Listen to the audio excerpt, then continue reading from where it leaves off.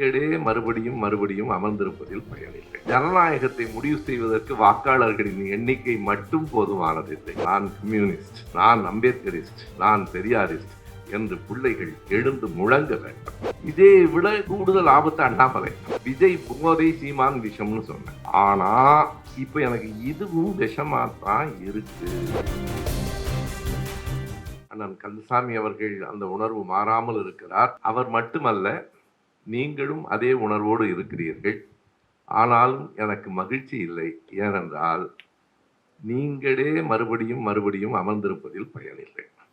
அதை நாம் தெளிவுபடுத்திக் கொள்ள வேண்டும். இரண்டாவது 2-3 செய்திகள். நான் இன்று பேசுவதற்கு வரவில்லை, கேட்பதற்காகவே வந்தேன். இதை கலந்துரையாடல் என்று நாம் போட்டிருக்கிறோம்.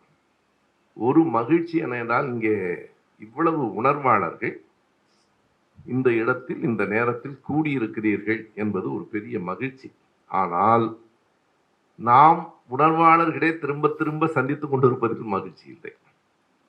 எப்படி அடுத்த இடத்திற்கும் அடுத்த தலைமுறைக்கும் கொண்டு போகிறோம்? ஏனென்றால் இதை கொண்டு போவதால் நமக்கு ஒரு பெரிய நன்மையோ பதவியோ வந்து விடுவதில்லை. திடீரென்று பலர் தூய சக்திகளாக மாறி விடுகிறார்கள். நம்முடைய தோழர் பொன்னையன் சொன்னது போல, அங்கே ஒருத்தர் சொல்லிக்கிட்டே இருக்கிறாரு தீய சக்தின்னு. எம்ஆர் விஜயபாஸ்கர் போய் நம்மை பார்த்து தீய சக்திங்கிறார். அப்ப அவர் தூய சக்தி ஆயிடுறது. அதான் அதனுடைய அடிப்படையான விஷயம். ஒரு முறை நான் தோழர் விடுதலை ராஜேந்திரன், அறிவுமதி எல்லாம் ஒரு பயணத்தில் இருக்கிற போது ஒரு பாதையில் இறங்கி ஒரு தேநீரகத்தில் தேநீர் குடித்துக் கொண்டிருந்தோம். சட்டென்று மழை வந்தது. உடனே சரி, காருக்குள்ள போயிடுவோமா இல்லை கடைக்குள் போவோமா என்று யோசித்தோம். அறிவுமதி கேட்டால், ஏன் மழையை பார்த்து பயப்படுறீங்க? அதுக்கு விடுதலை ராஜேந்திரன் திரும்ப கேட்டார், பாருங்க, ஒரே கேள்வியில் அவர் வீரராகி நம்மளை கோடையாக்கிட்டாரு. ஏன் மழையை பார்த்து பயப்படுறீங்கிற ஒரே கேள்வியில் அவர் வீரராயிட்டாரு, நம்மளை எல்லாம் கோடையாக்கிட்டாங்க. அவர்கள் நம்மை பார்த்து தீய சக்தி என்று சொல்லுவதன் மூலம் தங்களை தூய சக்தியாக சொல்லிக் கொள்ளுகிறார்கள்.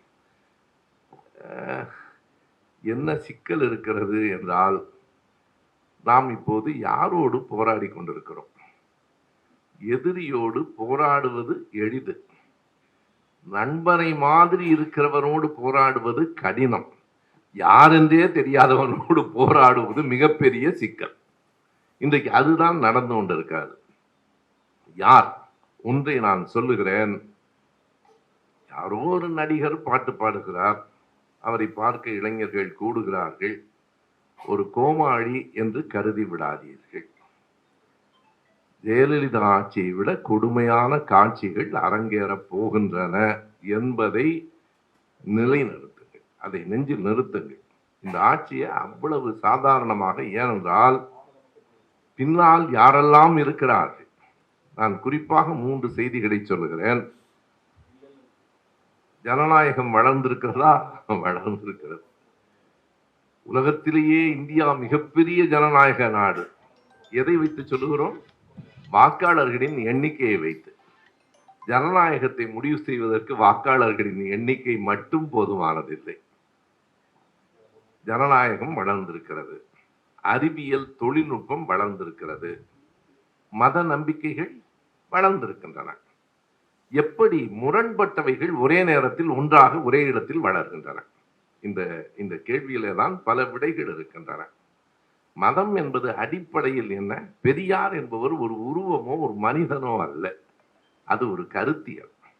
அந்த கருத்தியலை அடுத்த தலைமுறைக்கு நாம் கடத்தவில்லை என்றால் நாமே குற்றவாளிகள். பெரியார் இல்லை, நாமே குற்றவாளிகள்.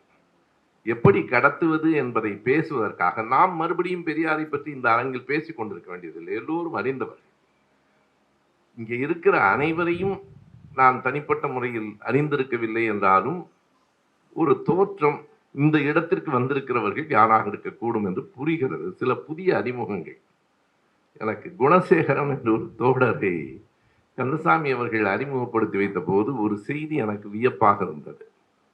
சாதி மறுப்பு திருமணம் செய்து கொள்ளுகிறவர்களுக்கு அந்த திருமணங்களை செய்து வைப்பது வேறு. சாதி மறுப்பு திருமணம் செய்து கொள்ளுகிறவர்களுக்கு பாதுகாப்பு இல்லங்களை அமைத்திருக்கிறோம் என்று சொன்னார். அதுதான் மிக கடினமானது. சாதி மறுப்பு திருமணங்களை செய்து வைத்து விடலாம், அவர்களை பாதுகாப்பது இந்த சமூகத்தில் கடினமானது. ஜனநாயகம் வளர்ந்திருக்கிற தேசத்தில் தான் சாதி மறுப்பு திருமணம் செய்து கொள்ளுகிறவர்களுக்கு உயிர் பாதுகாப்பு இல்லாமலும் இருக்கிறது. இதை நாம் எப்படி எதிர்கொள்ளப் போகிறோம்? பலரும் ஏறத்தாழ ஒரே செய்திகளை அவரவர் உணர்வில் வெளிப்படுத்தினோம்.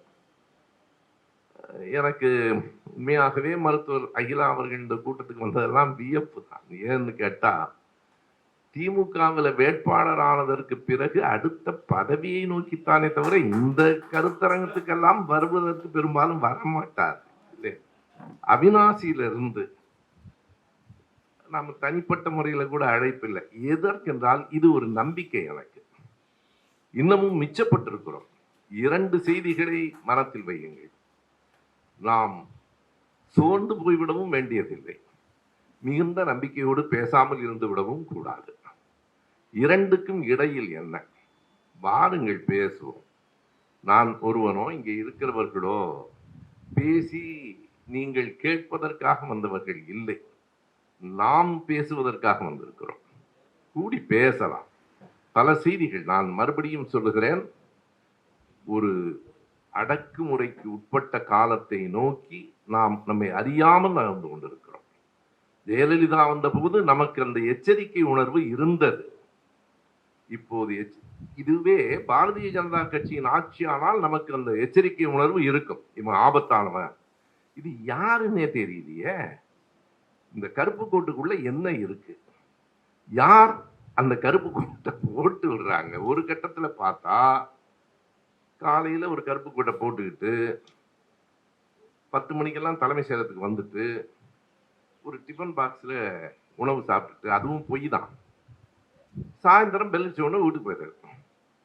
யாரையும் சந்திப்பதில்லை, வேறு எதுவும் பேசுவதில்லை. இந்த அமைதி எல்லாம் ஆபத்தானது.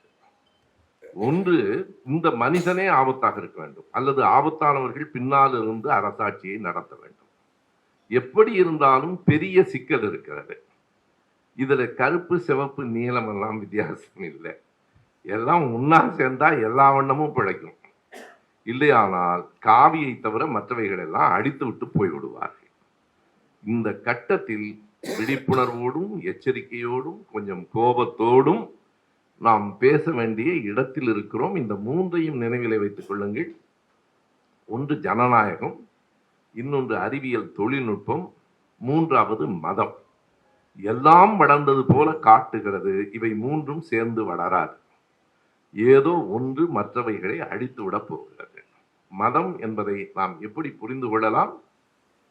அது ஒரு நம்பிக்கையும் சடங்குகள் சார்ந்த பண்பாடு. கவனியுங்கள், அது சடங்குகள் சார்ந்த பண்பாடு, சடங்குகளில் வாழ்கிறது. நான் கவனமாக அவர்களே எல்லாம் சொல்லவில்லை என்றேன், கவனமாக பொன்னாடை போர்த்தாதீர்கள் என்றேன். மறுபடியும் மதமாக ஆகிவிடக் கூடாது. இவையெல்லாம் சடங்குகளின் மிச்சம். நாம் தோழர்களாக ஒருங்கிணைவோம், கூடி சிந்திப்போம், போர்க்குணத்தோடு இயங்குவோம், போர்க்குணத்தோடு இயங்குவோம். வயதெல்லாம் பெரிய செயல் இல்லை. வயதானவர்களில் இயங்குகிறவர்கள் உண்டு, இளைஞர்கள் இயங்காதவர்களும் உண்டு.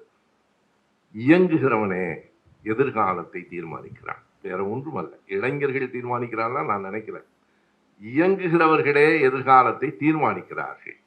நான் இயங்குகிறவர்களாக இருப்போம் என்பதற்காக கூடியிருக்கிறோம். பொன்னையன் சொன்னதில்ல, எதுவுமே இப்ப ரகசியம் இல்லை. இந்த அறிவியல் தொழில்நுட்ப வளர்ச்சியில எதுவுமே ரகசியம் இல்லை. நமக்குள்ள பேசிக்கிறோம். அந்த 2 கேமரா இருக்க, உலகத்துக்கு பூரா கொண்டு போய் சொல்லிடும்ல, சொல்றது தானே வந்திருக்குது.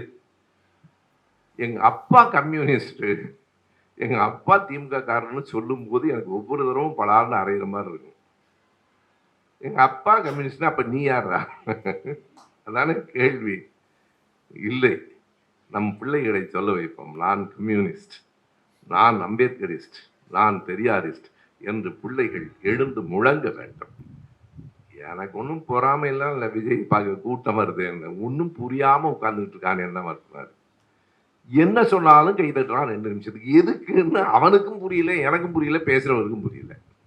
எங்க போயிட்டு இருக்கோம்னு பாருங்க. பாட்டு பாட வேண்டியது, டான்ஸ் ஆட வேண்டியது, அரசியல் அரங்கில் கருத்துக்களை தவிர மற்ற எல்லாம் கோபமா பேச வேண்டியது.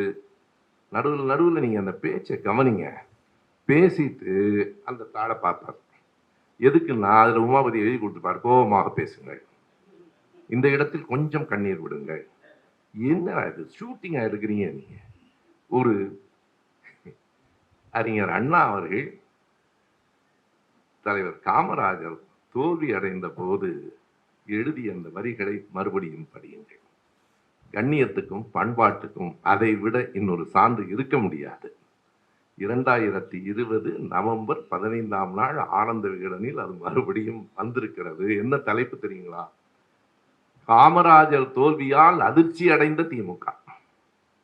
காமராஜர் தோல்வியால் அதிர்ச்சி அடைந்த திமுக. அண்ணா 2 செய்திகளை சொல்லுகிறார்.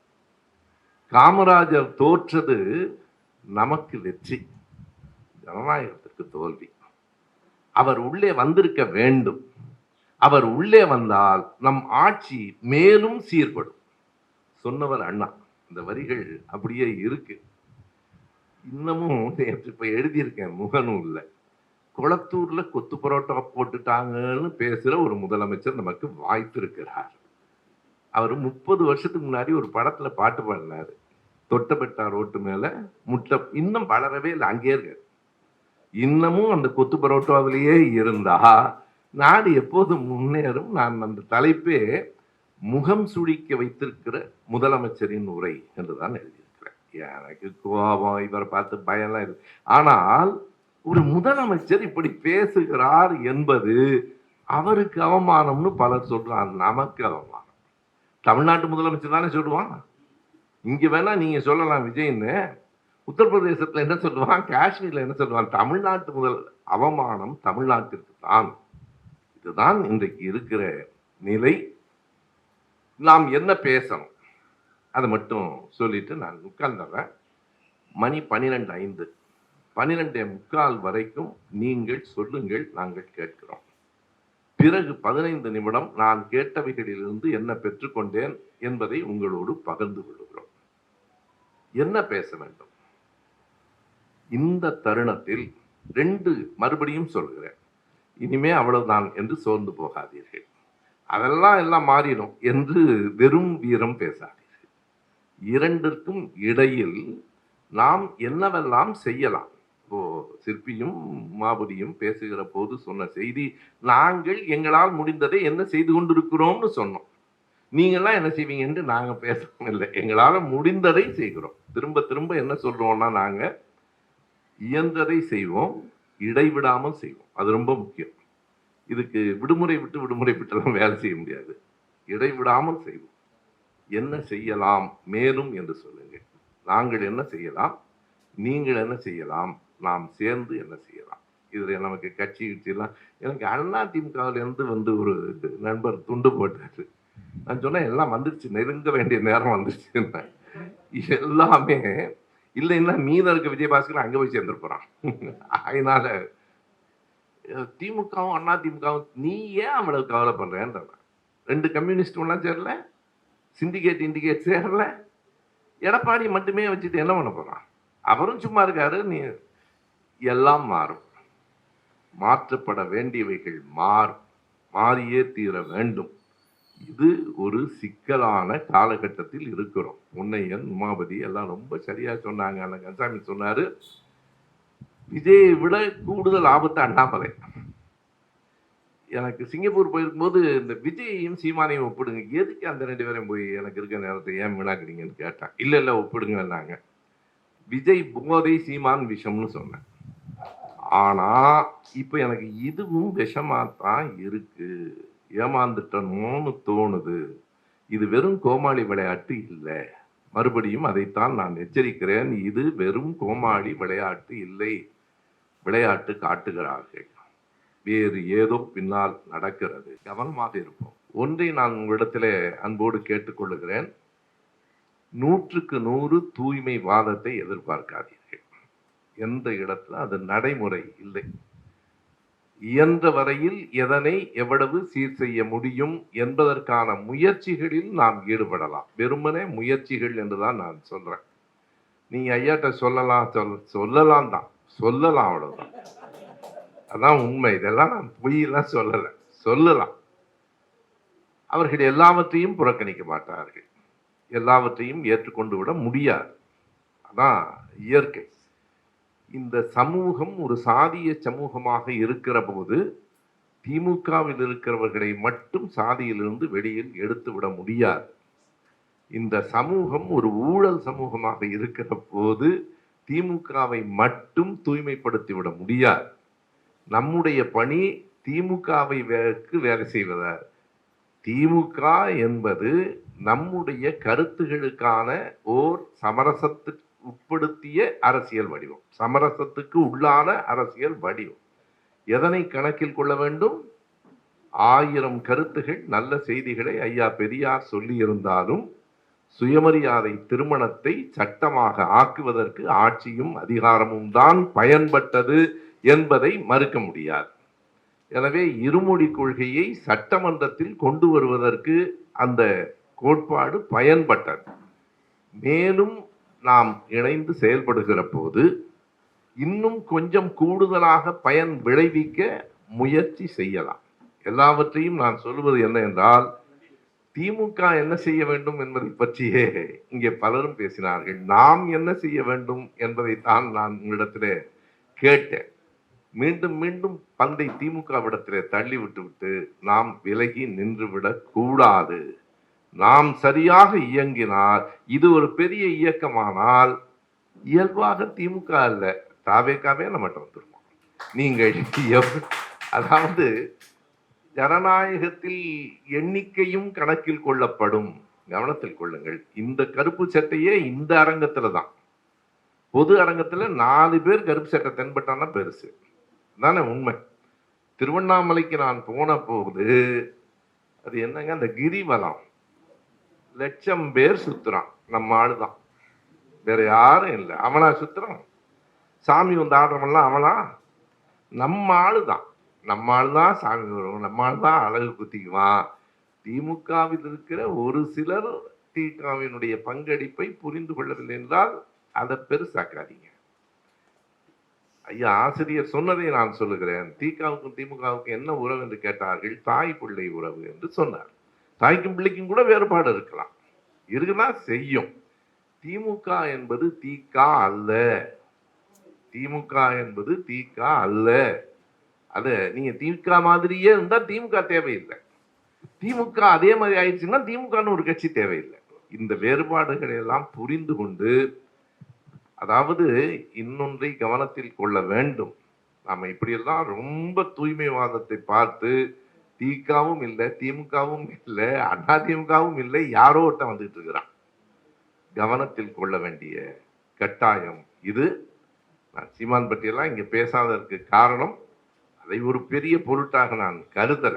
வருகிற போது அதை எப்படி எதிர்கொள்ள வேண்டும் என்பதை நாம் சிந்திக்கணும். அப்படி ஏதும் நேர்ந்தால், நேராதுன்னு நான் நம்புறேன். அதை நான் எதிர்மறையாக சொல்லிட்டேன்.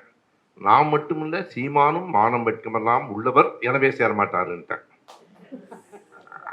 அதுக்கு என்ன பொருள் அந்த ஆளுக்கு தெரியுமில்ல. மானம் வெட்கம் உள்ளவர், எனவே திமுக ஆதரவை பெறமாட்டாருன்ட்டேன். முயற்சி தான், தடுப்பு முயற்சி தான். நம்ம வலிமை, என் வலிமை என்னன்னு எனக்கு தெரியும். நான் உமாவிட்ட சொல்லிட்டு இருந்தேன், ஐயா நீங்க தலைவர்கிட்ட பேசலாம், அதெல்லாம் முழுசா அப்படியெல்லாம் போய் சேர்ந்துறாரு. ஒவ்வொருவரும் பங்கெடுத்து கொண்டு செயலாற்றுவோம். இஸ்லாமே இன்மருந்து என்று பெரியார் சொன்னது உண்மைதான். எந்த சூழலில் யாருக்கு சொன்னார் என்பதை தோழர் படிச்சிருங்க. எந்த சூழலில் யாருக்கு அது சொல்லப்பட்டது, எங்கிட்ட அந்த புத்தகம் இருக்கு, அப்படியே நான் எடுத்துறேன். பெரியார் அதை எழுதினார். அதாவது நான் உண்மையாவே நம்பினேன், வேற யாரும் போனாலும் நம்ம ஐயா காதர் மைதீன் ஐயா நம்மளோட தான் இருப்பாரு. அப்படி அவர் முதல்ல போயிட்டாரு. போனது மட்டும் இல்லை, அவர் என்னமா பேசுறாரு. இப்போ காங்கிரஸை மட்டும் நம்ம கோவப்பட்டு என்ன பிரயோஜனம்? இப்போது நான் இன்னொரு பழைய செய்தியை தேடும் போது பார்த்தேன். 1977 தேர்தலில் எம்ஜிஆர் முதலில் சட்டமன்றத்துக்கு தேர்ந்தெடுக்கப்பட்டு முதலமைச்சராக வந்த தேர்தலில் இதே ஐயா காதர் மொய்தீன் அங்க நின்று ஒரு சீட்ல வெற்றி பெற்றிருக்காரு. இப்ப அவர் என்ன சொல்றாருன்னா, இஸ்லாம் மக்கள் எல்லாம் என்ன அங்க போன்னு. அவன் சும்மா இருக்கான். அவன் இவற்றை சொல்லி அங்க போயிட்டான் அப்படின்னு சொல்றார். இது எல்லாம் தேர்தல் அரசியலில் இயற்கை. நாம யாரும் தேர்தல் அரசியலுக்காக இங்க வந்து சேரல. எனவே நாம் செய்ய வேண்டியவைகளை கண்டிப்பாக உறுதியாக செய்வோம். ஒன்றை கவனத்தில் வைத்துக் கொள்ளுங்கள், திமுகவில் குறையே இல்லை என்று நான் சொல்லவில்லை. திமுகவை விட்டால் நமக்கு வேறு நாதியே இல்லை என்பதை கவனத்தில் கொள்ளுங்கள். இந்த அளவுக்கு கூட ஆட்சி அதிகாரத்தில் இருக்கிற யாரும் செய்ய மாட்டார்கள், செவிசாய்க்க மாட்டார்கள். எனவே நான் முழுக்க நீங்க கருப்பு சட்டை ஏன் நான் தலைவர் கலைஞர் காலத்துல இருந்து இன்னைக்கு வரைக்கும் திமுக மேடைகள்ல என்ன பளிச்சுன்னு கண்டுபிடிச்சிடலாம்னு சொல்லுவேன்.